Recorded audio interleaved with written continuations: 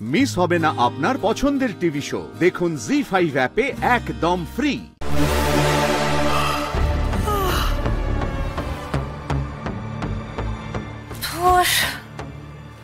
ভালো লাগছে না আমার, আর কি করি?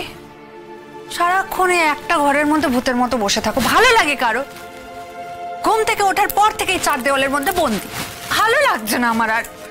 ঘরের বাইরে যাওয়া যাবে না, বসার ঘরে যাওয়া যাবে না, ছাদে যাওয়া যাবে না, বাগানে যাওয়া যাবে না। তাহলে আমি করবোটা কি?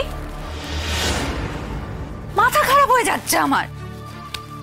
কেউ সারাদিনে আমার সঙ্গে এসে একটু কথাও বলে না।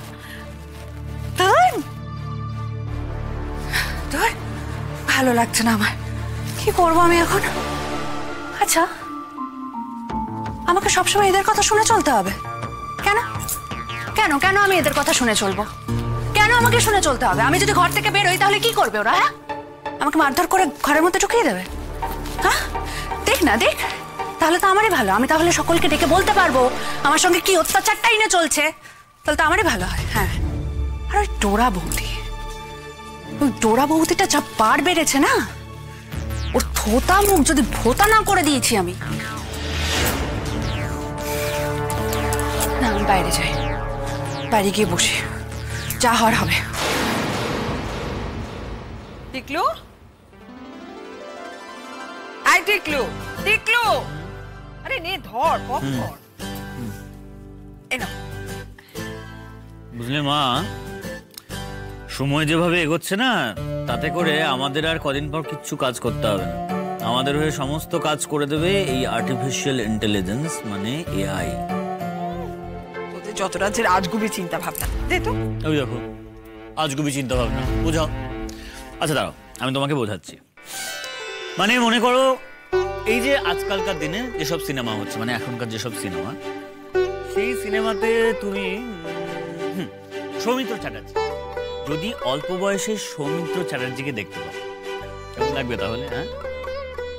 হ্যাঁ, আর এই কাজটা এআই এর কারসাজিতে অনায়াসে হতে পারে।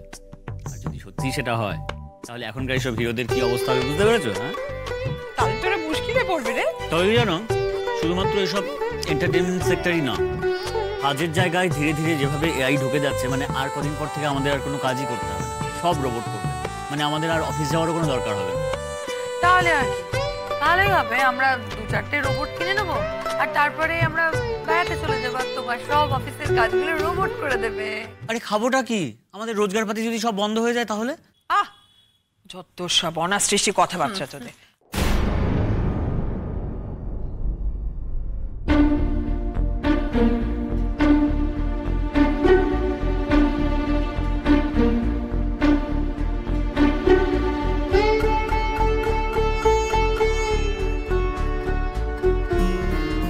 টিকলু, বলছি এই এআই এর ব্যাপারটা একটু খুলে বলো না আমাকে। মানে তোমাদের বিজনেসে এটা কিভাবে এফেক্ট ফেলতে পারে? দেখো, অবশ্যই এফেক্ট করতে পারে। মানে আমরা যে ধরনের প্রোডাক্ট বা সার্ভিস সেল করি। কি হচ্ছেটা কি? এই বাড়িতে টিভি দেখতে হলে আস্তে করে দেখতে হয়, ভলিউম আস্তে করে। হ্যাঁ, তোমাদের মতো বস্তি বাড়িতে তো সবকিছুই জোরে জোরে চলে, কিন্তু এখানে না। আমি একটা কথা কিছুতেই বুঝতে পারছি না। আচ্ছা মা, ওর কি এই ঘরে এসে বসার কোনো অধিকার রয়েছে? এই বাইরের ঘরটাতে আমরা সবাই বসি, এখানে বসে আমরা আলোচনা করি, কথা বলি। তাছাড়া সূর্যকে বলেছিল না একটা ঘরের মধ্যে থাকতে? কথা তো অনেক কিছুই হয়েছিল, মানা না মানা সেটা তো নিজের ব্যাপার। আমাকে কিছু বলতে বলো না প্লিজ। আমি না কথা বলে আরো কথা বাড়াতে চাই না। ছোটবেলা থেকে একটা কথাই শিখে এসেছি, পাক নিয়ে ঘাটাঘাটি করলে সেটা নিজের গায়েই লাগে, কোনো লাভ হয় না তাতে। অ্যাবসলিউটলি। ছাড়ো না মা, এসব বাজে কথায় কান দিও না। আমরা বরঞ্চ আমরা যেসব কথা বলছিলাম সেটা নিয়েই বলি, ঠিক আছে? এসবের মধ্যে ইনক্লুড করার কোনো দরকার নেই। আর এআই টিকলু ঠিকই বলেছে, ছাড় না এই সমস্ত কথা, সত্যি। আরে তুই কি যেন বলছিলি না, এআই না কি? হ্যাঁ, তো শোন না, ওইগুলো হলে আমরা উত্তম কুমার, সৌমিত্র চট্টোপাধ্যায়কে সেই আগের মতন দেখতে পাবো সিনেমাতে। বল না। তুমি কেন একা দেখবে মা?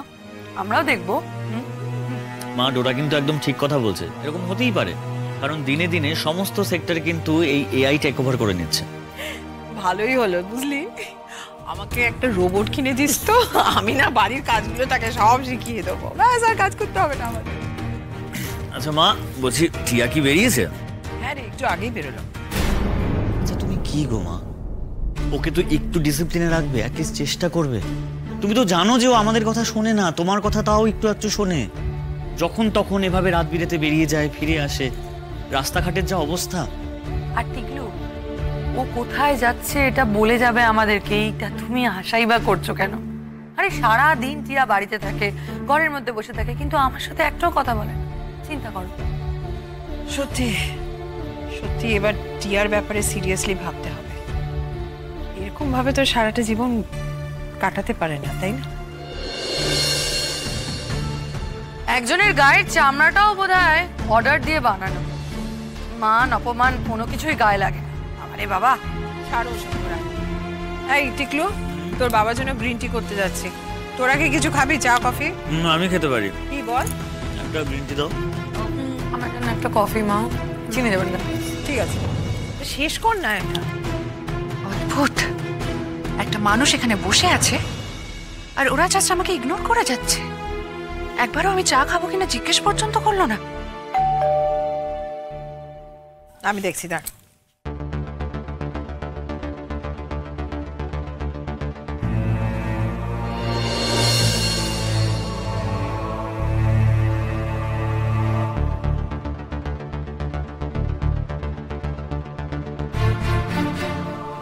কি সূর্য, এখানে উপস্থিত কাউকে দেখে তুমি খুব অবাক হচ্ছ, তাই না? আসলে কি বলতো, সবাই না সীমার মধ্যে থাকতে শেখে না, তাই তোমার করে দেওয়া সীমার মধ্যে ও নেই। দেখো, এখন বাড়ির এই ঘরে এসে বসেছে, দুদিন পরে দেখবে গোটা বাড়িতে চড়ে বেড়াচ্ছে। মা, তোমরা সবাই এখানে উপস্থিত রয়েছো, আমার কিছু কথা বলার আছে, যদিও সেগুলো নীলুকে বলার আছে, তাও তোমরা সবাই থাকো, কারণ তোমাদের সেই কথাগুলো শোনা দরকার। নীলু,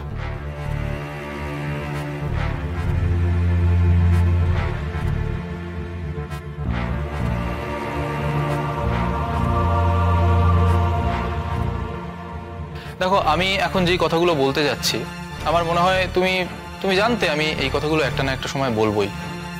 তাই আমার মনে হয় সেই কথাগুলো শুনে তুমি খুব একটা শকড হবে না। আরে সূর্য, তুমি বলে ফেলো তুমি কি বলতে চাও। এমনিতেও নীলু যে সমস্ত শখিং কাজকর্ম করে, আমার মনে হয় না ও নতুন করে আবার শকড হবে, তাই না নীলু? বলে ফেলো তুমি কি বলতে চাও। নীলু, দেখো আমরা এই মুহূর্তে যে সম্পর্কটার মধ্যে বাঁচছি, সেটা কোনোভাবেই একটা সুস্থ স্বাভাবিক সম্পর্ক নয়। হ্যাঁ, আমরা চেষ্টা করেছিলাম আমাদের সম্পর্কটাকে সুন্দর করে তৈরি করতে, কিন্তু সেটা কোনোভাবেই গড়ে ওঠেনি। তার একাধিক কারণ রয়েছে, সেই কারণের মধ্যে আমি এই মুহূর্তে যেতে চাইছি না। কার দোষ রয়েছে সেটা নিয়েও আমি এই মুহূর্তে আলোচনা করতে চাইছি না। But this is the high time. আমার মনে হয় এই মুহূর্তে আমাদের দুজনের নিজেদের মতো করে আলাদা হয়ে যাওয়া উচিত। জি5 ডাউনলোড করুন আর সব এপিসোড দেখুন একদম ফ্রি।